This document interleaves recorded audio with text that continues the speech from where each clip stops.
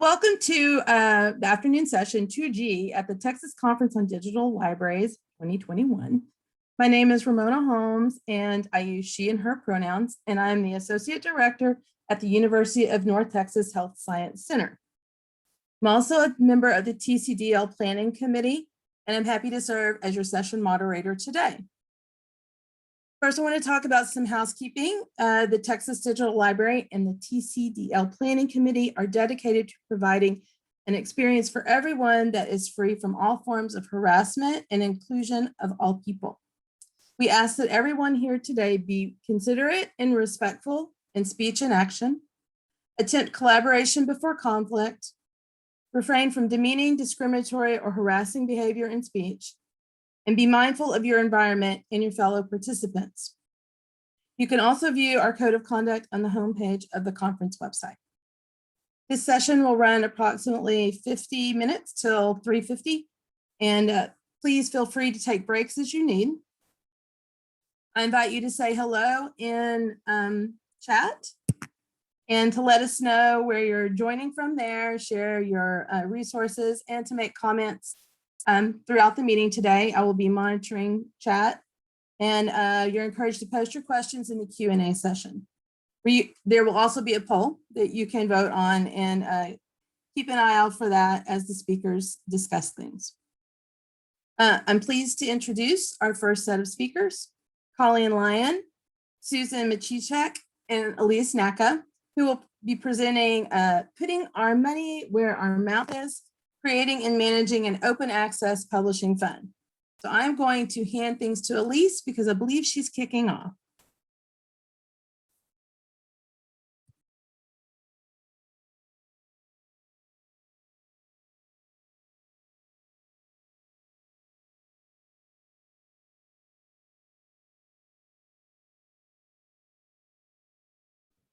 Hi, everybody. So there should be a poll popping up. Whenever you see that poll, please take it and we'll talk about the results like kind of midway through. I'm Elise Naka, and I'm an instruction librarian here at the University of Texas Libraries. I'm going to be introducing the presentation today. You'll also hear from Colleen Lyon and Susan Machichek. I'll start us off with a little history of open at our library, including the challenges and opportunities we have faced and how the OA Publishing Fund came about and how we got it started in the organization. We want this presentation to be practical. We will share the rubric we created to make decisions and walk through an example. We'll also talk about the current challenges and opportunities and lessons learned that we are considering after several years of using this model. Indeed, I went back in my email and I was like, oh, it's been a while. So first off,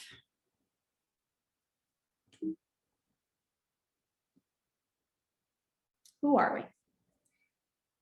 We're a group of 8 librarians chosen from across the organization. And we were chosen like that because we wanted diverse perspectives and skill sets brought into considerations. So some of us have collection duties on staff and some of us do not.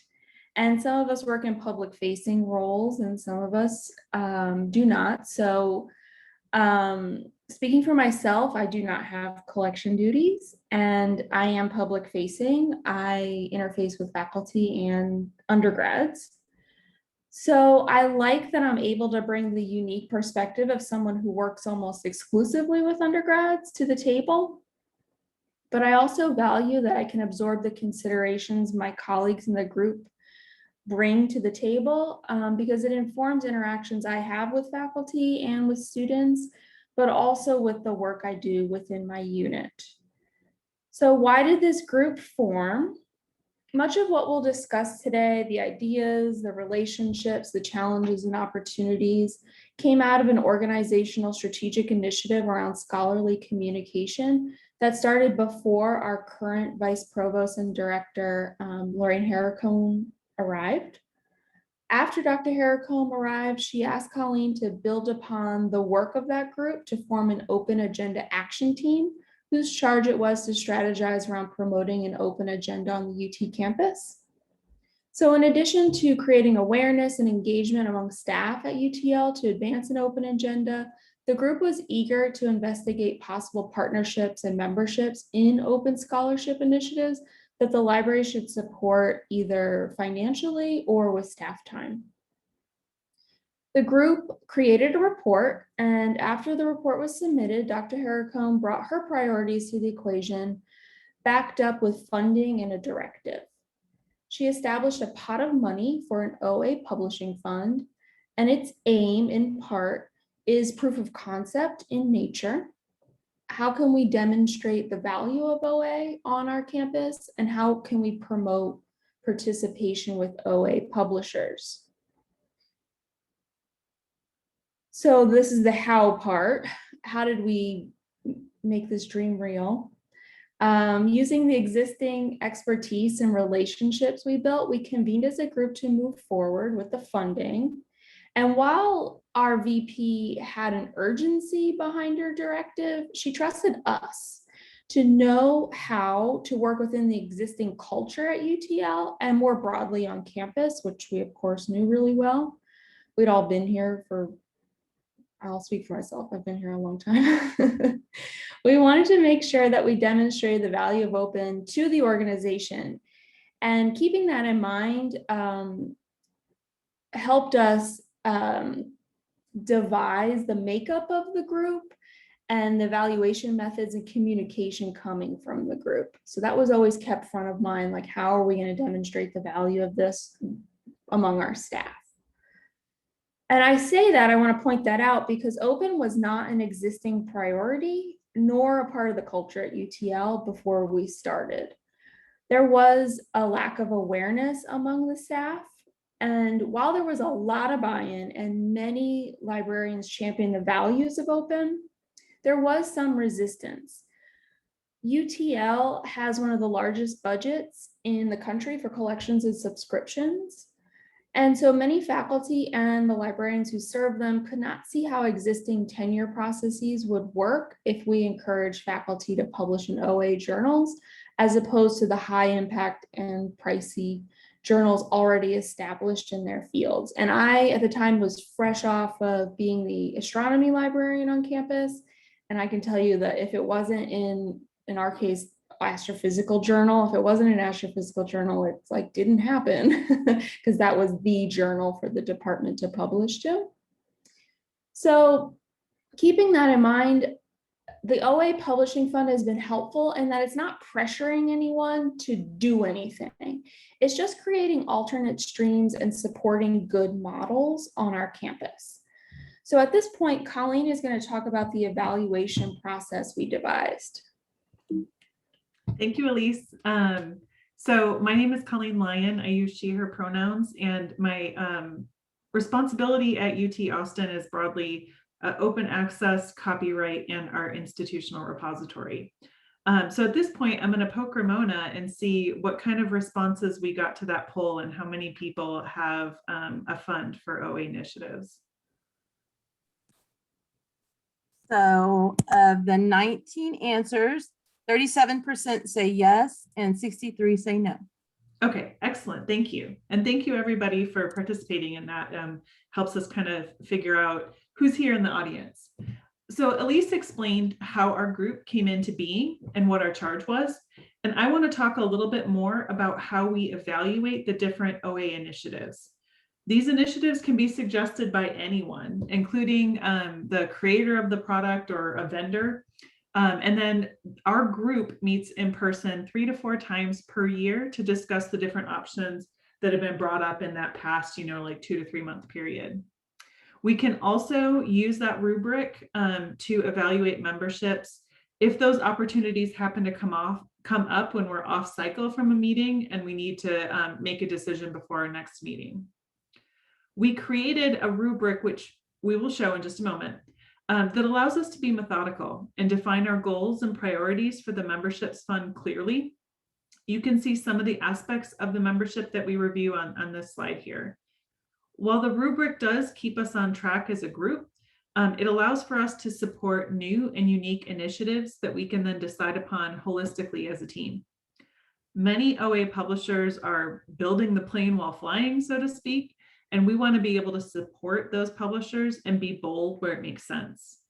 We value the privilege we have here at UT, and it's not just a monetary one, it's also a reputational one. It allows us to put some clout behind upstarts and change makers. We are, however, vigilant, and the rubric allows us to soberly evaluate the progress and success that we're making with publishers. Next slide. So we also use the rubric to evaluate existing resources at least once per year. We like to see regular usage of the membership, ideally both how many of our authors are publishing with that particular publisher, but also how much the content is read by the people on our campus. Not all publishers are able to deliver that information for us, in part because with open access content, it's a little bit trickier. And we also look to see if the membership is continuing to help us represent multiple disciplines and business models. If memberships require a lot of library input to keep them going, if we have to constantly kind of check on things, that makes things more difficult for us, and that can factor into our decisions about whether or not to maintain that membership. And finally, we want to consider whether the particular business model for that initiative is sustainable for us long-term. And that financial sustainability question is not a simple one to answer. And a lot of our rubric categories influence our response to that particular question. Next slide.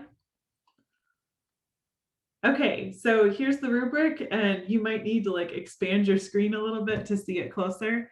I'll share a link for this rubric in just a moment.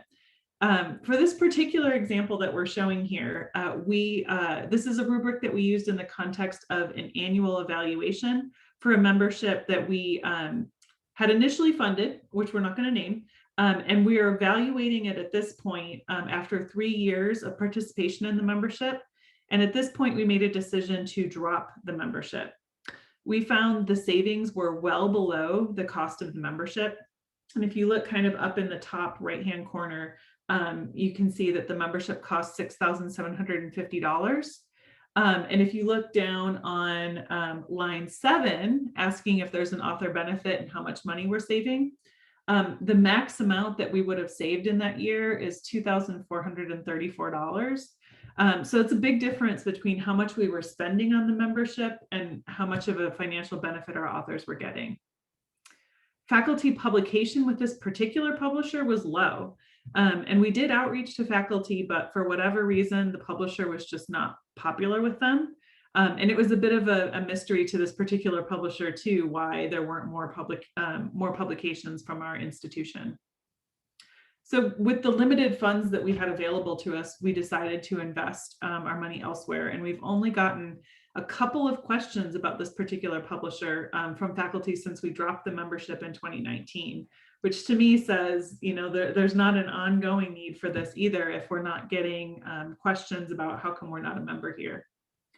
This is an example, this particular example here, of how the rubric helps to guide us and keep us on track with our priorities, and how it helps us avoid stagnation or just kind of going along with the status quo because we picked it up, so we're just going to keep doing it. And we have to continually evaluate our memberships, which can keep our selections fresh and diverse, or at least that's our hope. I will note one thing. So this is an example of how we use the rubric to evaluate an existing membership. And it's from a couple of years ago. Our current rubric doesn't have quite so many questions on it. We took out a few of the questions about usage statistics because that level of detail wasn't necessarily needed in our deliberations. So at this point, I'm going to turn it over to Susan, who's going to talk about communication, strengths, and challenges for our group. Thanks, Colleen. I'm Susan Machichak, and I work with scholarly resources at the UT Libraries. I'm also a liaison. I do linguistics and anthropology. So publicizing our new initiatives, once the open membership team has made the decision to pick up, renew, or cancel a membership, we depend on our librarians to communicate these announcements to the rest of campus via their contacts. We also try to provide information via some of the library's communications tools like lab guides and blogs. This is one area, though, of our process that we feel needs additional work so we can have a more standardized workflow for reaching out to the widest number of people. Next slide. We're going to talk a bit about what's going well.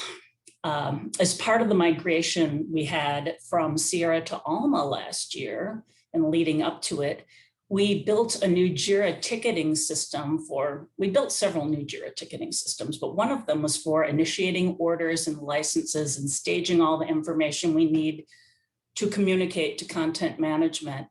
And it enabled us to tailor our workflow in this new JIRA ticketing system to emerging models, including OA memberships and that kind of thing. So the rubric itself has proven so flexible that it's a really great tool for communicating amongst staff, including into this ticket, so that content management knows what they're dealing with. A major driver, I think, we all think of what's going well, is the growing awareness at UT Austin regarding open access. So in addition to all of the initiatives that we've started, this school year, the provost launched a working group on sustainable open scholarship to address impacts on the effectiveness of open scholarship at UT. And then simultaneously, well, maybe not simultaneously, but in this fiscal year, we also joined the Texas Library Coalition for United Action, which continues conversations about the goals of OA with faculty, as well as students and staff across the state. And more recently, word of the UT System Digital Library Read and Publish agreement with Cambridge has resulted in an uptick in submissions by UT authors over the level they were publishing before. There's a growing staff willingness as well to learn from mistakes, take on proof of concept type projects, and also consider new models for content. Funding has been very steady. And in addition to our central OA fund, some external funding for specific initiatives has been made available from departments and from endowments. Next slide, please.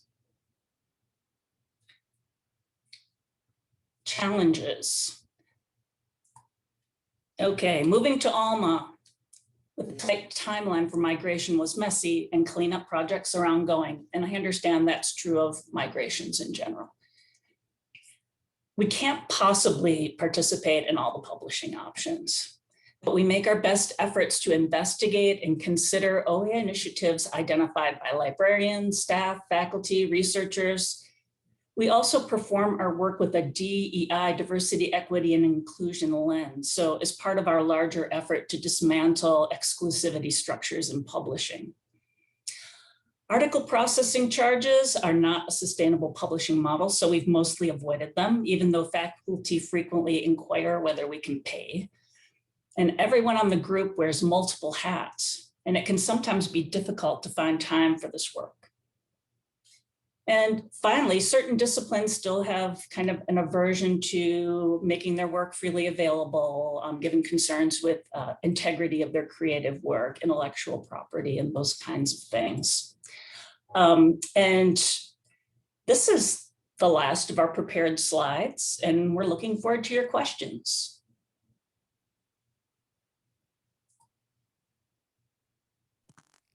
Thank you, Susan. I am looking at the chat. I don't have any questions yet. So if you have a question, please post it.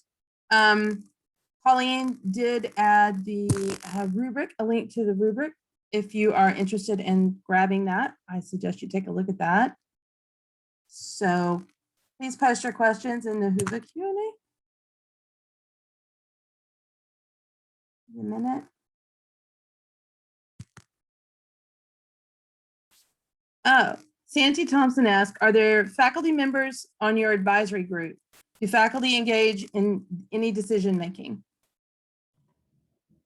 That's a really good question. And no, we don't have any faculty on the group at this time. It's just folks from the library. Tracy Mendoza asked, how do you redirect faculty from their interest in APCs to the membership model? Also a good question. So one of the things that I generally do when I get those questions is I'll explain, no, I'm sorry, we're not a member of that particular group, or we don't have a fund, I will typically point them to all of the things that we are participating in. And then I usually try to put in a plug for the fact that what we're trying to do is encourage a more sustainable scholarly communication system, and that APCs are, in our opinion, not the way to get there.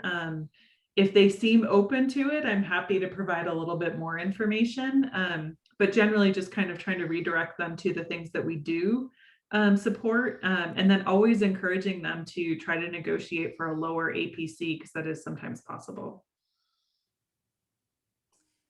What are some examples of the OA initiatives you've joined?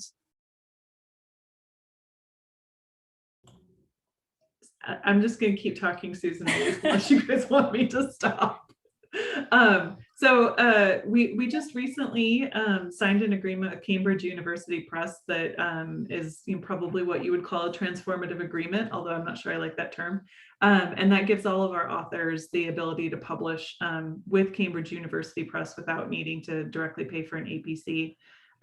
We support the PLOS Community Action Publishing Initiative. We are members of Luminos, which is an open access book publisher, the Open Library of the Humanities, open, now I'm blanking. Oh, we support Trail and, little odds and ends here and there, the Fill papers. Why am I drawing a blank on everything? They're all on the page, on Colleen's scholarly publishing page, which I guess we can plop a link to. More questions. How many publishers do you have memberships that you pay? I'm going to keep reading these for 2 more minutes. It's hard to classify them all as memberships. We're kind of using that as a catch-all term, but we have some one-time payment things. We even consider our paying Hottie Trusts as part of our stable of open access initiatives, but I don't have the exact number at hand. Okay. So this one is, while the APC model is not sustainable, there are also concerns and criticisms of S2O, subscribe to open. How do you defend your model to those concerns? So Susan, Elise, I don't know if you've had direct questions about this, but I've not gotten any questions about the sustainability issues with subscribe to open. I have gotten questions about that doesn't really seem like open access because you still kind of have to have a subscription, which I don't disagree with. But I think that at the very least, it provides some downward pressure on the publisher to keep their costs low. Otherwise, they're going to get too many free riders. And so, if people participate, it does become open, and there is that pressure to hopefully keep things more reasonably priced, which should help in the long run. But that's the only question that we've gotten about subscribe to open. Susan, Elise, I don't know if you've received other questions. Within the scholarly resources group, and Lexi Thompson-Young, who many of you know, is our, our lead there. That's really where the transformative agreements are happening at the UT system digital library subscription level. Of course, we have PLOS Community Action Publishing funded by our OA group, but the larger UT system licensing effort is really the ones that are looking at that. And we push back on that all the time as we're talking about it. I think Lexi feels good with the Read and Publish with Cambridge because it was so close to our spend before, but it opened up all that access to all the other system schools. So it was, I don't know, it was a positive in our eyes, but.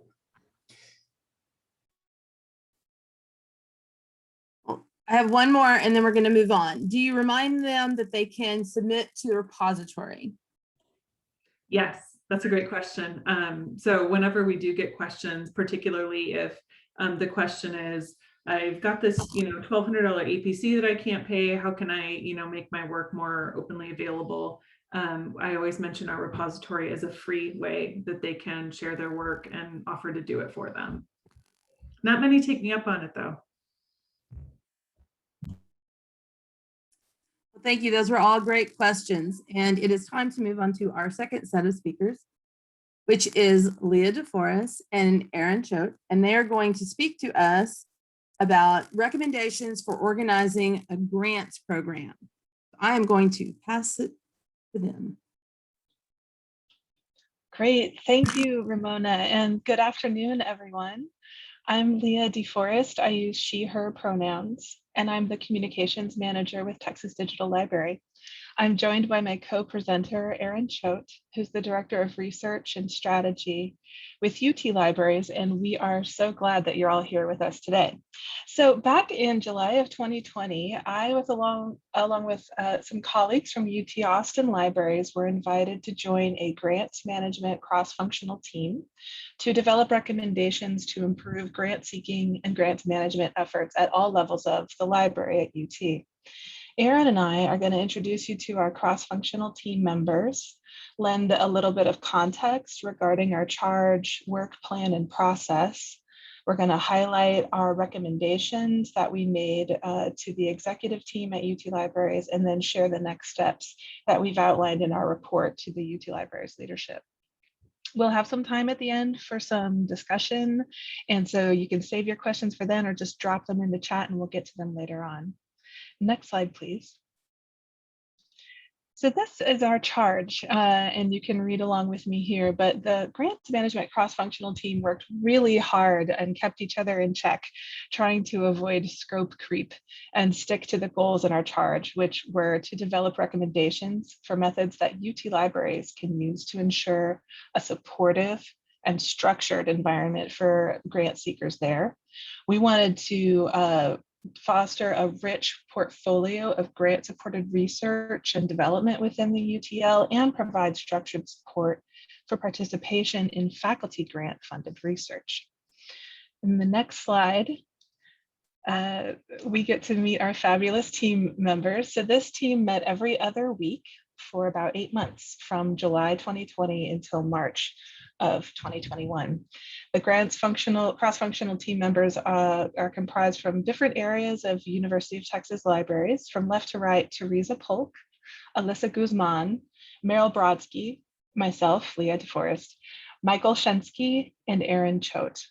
And the departments we represent included the Benson Latin American Collection, research support, and digital initiatives, Texas Digital Library, which is headquartered at UT Austin, scholarly communications, and the Vice Provost Cabinet. So each of us on the team, and the team here helped our co-authors on today's presentation. We thank you if you're here with us today. Each of us on the team brought different experience and expertise when it comes to grants. And we were tasked with developing recommendations for everyone working in UT Libraries to improve their grant seeking efforts and post-award grant management processes, as well as help identify ways that we could promote more participation in grant-funded research at every level of the libraries. Through our months-long collaboration, we had a lot of fun. We identified many common obstacles to grant seeking or participation in grant-funded projects, but we also developed recommendations for solutions that we think will improve grants, the process for everyone equitably at UT Libraries. And so now at the next slide, we'll start sharing some context to our work and our process. As far as the process goes, Aaron, if you wouldn't mind going on to that next slide with the milestones, you can kind of see all of these major milestones we had. And so starting in July 2020, everyone that we were working with on this team was meeting remotely through Zoom. We developed a shared Google Drive where we created lots of documents and spreadsheets. We worked on mapping out our process and outlining our roadmaps for pre-award and post-award processes. So for those of you who have had to go through that for big federal grants, you know how difficult and tricky all those rules can be to keep apprised of. We also developed staff that was sent to all UT Libraries, developed a survey sent to all UT Libraries staff. We gave a few weeks for responses to come in and published a report on that.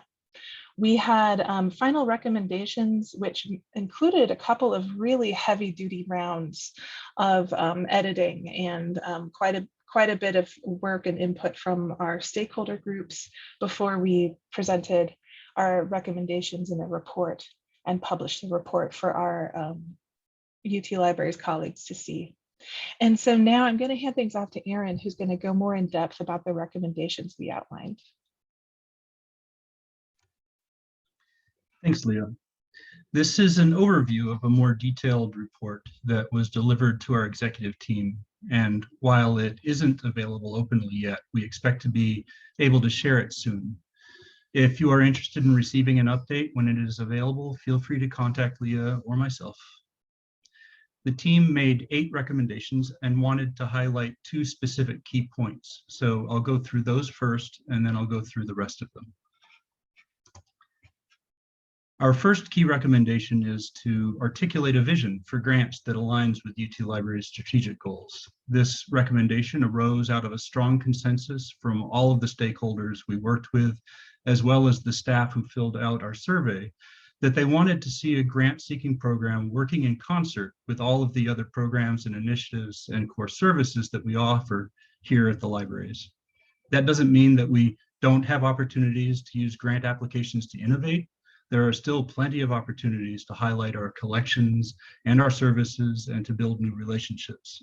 But it is important that as we identify those opportunities, we recognize that as an organization, we have limited capacity for applying for and managing these large or complex projects.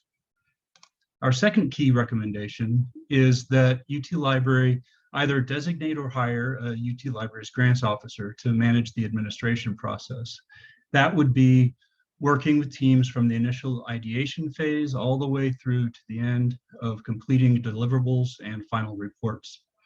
As we worked as a team to develop our roadmap documents, which detail all of the intricate steps of that process from start to finish, the team realized that we, as a cross-functional team, did not have the necessary expertise to fully describe all of the steps in the process. And we had to work with a lot of stakeholders across the libraries in order to fill those out. Research administration is a fairly complex set of activities. And if we are going to have a robust grants program, we'll need to have somebody who has the expertise, who can understand all of the funder requirements, make sure that we are in compliance, have an understanding of the research administration landscape on the University of Texas campus, working with UT's Office of Sponsored Projects, and also having an ongoing relationship with the program officers at the various funding agencies. It's a lot of moving parts, and we felt it is most effective to have an individual able to focus on them. These are the team's additional recommendations. Our third recommendation is about supporting the principal investigator status for library staff who are leading grant projects. At UT, library staff do not have faculty status and thus require additional steps to assign the PI status to the members of our library community. So we recommend that the staff members who are in charge of the day-to-day administration of a grant be recognized as the PI or co-PI because of the substantial intellectual and administrative work that it takes to administer a grant. Additionally, the PI is usually in a place to receive direct information from the funding agency, which sometimes requires timely response. And if the person with the PI role is not directly connected to the work of the project, that can cause problems. Our fourth recommendation is around empowering support for faculty-led research. And by faculty-led research, we mean research where the faculty member is the PI on the grant, and they are coming to the library for some type of support. Support we are defining really broadly. It can be anything from a 1-hour consultation related to an application, all the way up to a staff member dedicating a certain percentage of their time and participating on the project team of a grant. In this area, our stakeholders and the people we surveyed were very divided. Some people felt that it was directly in line with the mission of their unit to support faculty-led research in a detailed, hands-on way, and staff in other areas of the library said that they were concerned that dedicating time to external projects would prevent them from completing their core work.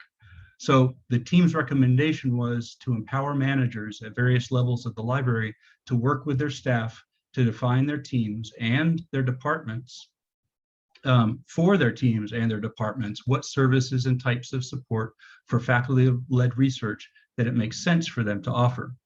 It then becomes the responsibility of the grants team to assist in standardizing and documenting that for our external stakeholders so that they can better understand how to approach us about including us in their proposals. The fifth recommendation goes hand in hand with the last one, and it is to practice sustainability in the way that we pursue grant funding. There is a tremendous amount of work that goes into administering grants that can be hidden behind the scenes. Many funding agencies do not allow you to write administrative support into the grant's budget, and at UT, the libraries does not always receive a portion of the indirect costs that are collected by the Office of Sponsored Projects. But we still have to call on our internal fiscal services, human resources, IT, assessment, and communications staff to make sure that we are successful in our grants. So we're recommending that libraries work to develop a way to track these costs, ensuring that we can be deliberate in deciding on how many projects we can sustain at any given time. The sixth recommendation is about improving communication around grants at a variety of levels, from our internal communications and documentation all the way up to the ways that we communicate with our external audiences. We are first recommending that we improve our communication and documentation so that we have a record of what our previous successes and failures were, so that we can learn from those lessons and take them forward into future projects. We're also recommending the development of a communications plan template for the grants team to use with PIs to communicate out about their projects to library staff, to the UT community, and to external audiences. And then finally, we're reminding teams to make their project deliverables available in an open access repository in accordance with the library's open access policy. Our next recommendation is that the very detailed roadmaps that were created by the team be maintained and further improved or adjusted. These must be living documents. The processes and procedures for managing projects, especially at UT, do change, and there have been changes that have been implemented over the course of this project that may not be reflected in the full report. So the team wanted to be sure to draw attention to that. We want these to be available to all of our library staff so that they can see from start to finish what this process is like and what might be expected of them should they wish to pursue a proposal. Our final recommendation is about fostering a culture of research and development at the UT libraries. This was part of the team's charge, and the report goes into more depth about the ideas that were identified, but they include things like supporting informal learning groups, developing peer networks, building out mentorship opportunities where staff who are experienced in working on grants could mentor somebody who is interested in pursuing them, and potentially having individual staff members be allowed to allocate a certain percentage of their time to self-directed research. The team also shared an idea for small, internally funded grants that library staff could apply for. These could be like startup or innovation funds, so it would be a low stakes way for somebody to learn about how to apply for a grant. And if the project is successful, it could potentially be spun off into an application for external funding in the future. With that, I turn it back over to Leah. Thank you. Great, thanks so much, Erin. I'm going to walk us through a couple more slides that will cover concerns raised by the grants management stakeholders, as well as the next steps we recommended to get things rolling. First, I do want to mention this team is really grateful to the stakeholders. Some of you are on the call today who came from across UT libraries to provide really significant feedback twice throughout this process. We addressed their thoughtful questions and suggestions and weaved it into the body of the report, but wanted to take a moment to pull those out and highlight a few of their concerns here. In our next slide, you can see that there were lots of overlap among stakeholder comments and questions, and the team summed up the concerns into 4 recommendations to the UT Libraries executive team. So first was just be clear with your department heads, managers, and staff, whether grant participation is to be required or optional. The second and third concerns center around burnout. Some departments are going to be asked to or required to participate in every grant project, and these colleagues are at a high risk of burnout in general, but especially when we heap more work onto them.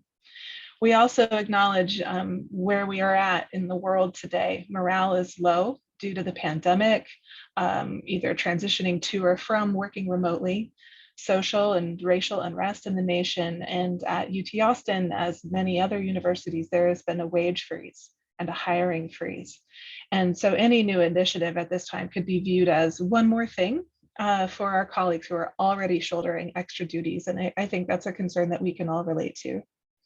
And finally, we want to see our colleagues formally recognized for their work on grants through promotion, pay, time away from regular duties, in tandem with recognizing all the excellent day-to-day work that happens in the libraries.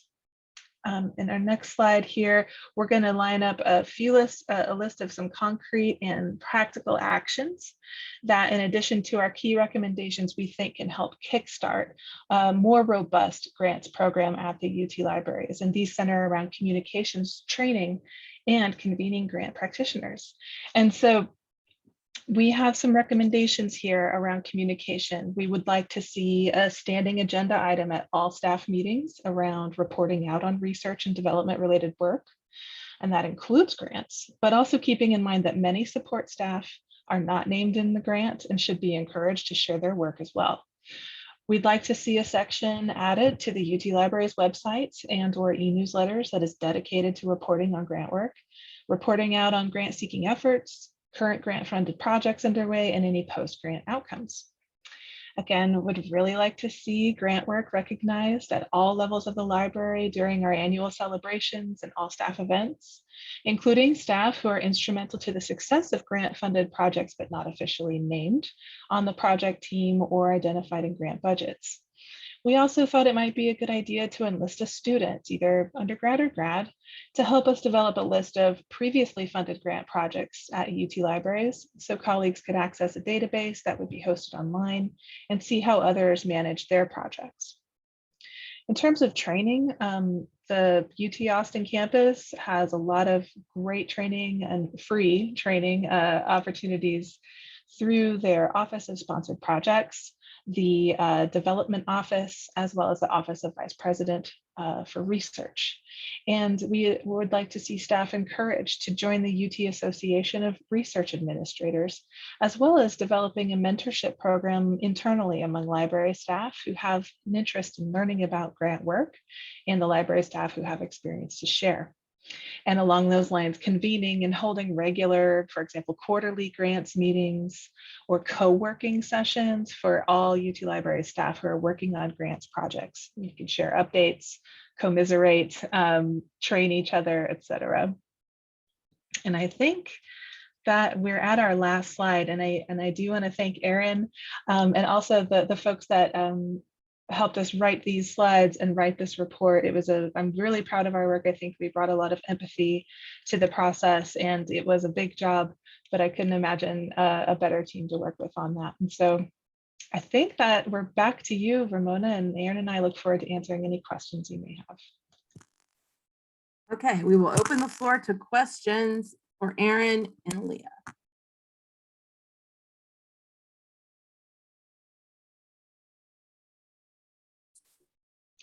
You know, even if you just have a comment, or if you've been there or you feel our pain, we'd love to know. I hope that those of you who have had to work or gotten to work on grants got to see yourself a little bit in our recommendations and concerns. So I think absolutely the burnout part, because by the time you get to the end of one, you can't decide if you want to celebrate or, fall into a puddle of sadness. You're so done. Right. It reminds me of advice I got when I was considering going to grad school, and someone said, hey, if you can get your application done, that's really the hardest part. And I sometimes feel that way about grants. If you can get through the proposal process, you're sort of like, wait, if there's more? Wasn't that the hardest thing I've ever done in my whole life? So yeah. We do have a comment from Heidi that she feels your pain, even from a faculty librarian position. Yes, and or especially possibly from a faculty librarian position. One thing I do want to clarify is UT Austin Libraries had a grants program. It's not like we haven't done grants before, but we recognized that there was just sort of a lopsided shouldering of the responsibility, and there, moved some positions around, et cetera. But I just want to make sure you all know, like, the program existed. We were just trying to improve upon it. Betty Schenkel has a comment about reports were drudgery because it was something I did not want to stop and do when you're on a roll. So it's those follow-ups after your grant's going. Thank you, Betty. Right, and depending on, the funder, those reports can be pretty burdensome, and especially can be troubling if you're responsible for writing part of it and you're not named on the grant. And so we really, as a team, wanted to make sure that in some way, shape, or form, people could be recognized for their contributions.